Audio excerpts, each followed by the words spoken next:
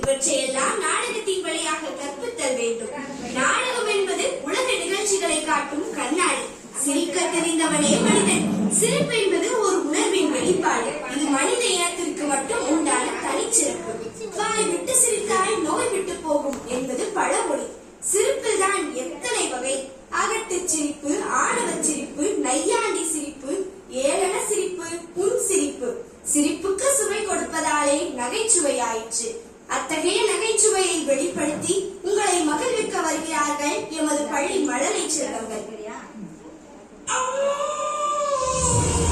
எவ்வளவு கூட்டம் இன்னைக்கு கலெக்ஷன் எதிரியும்.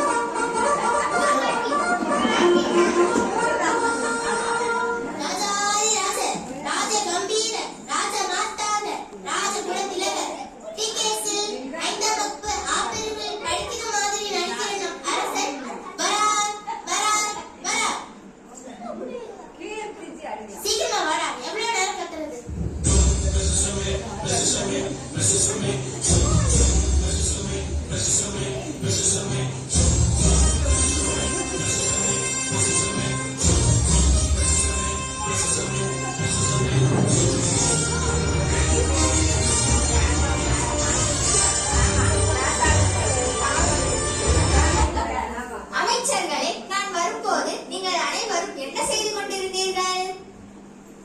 மன்னா, அதாவது அது வந்து தாங்கள் வருவதற்கு முன் நாங்கள் நடனமாடிக் கொண்டிருந்தோம் மன்னா.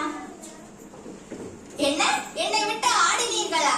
என்ன தைரியம் உங்களுக்கு? தேச வினேசா, போடுற பாட்ட. என்ன சாரே, മനസ്സിലായോ?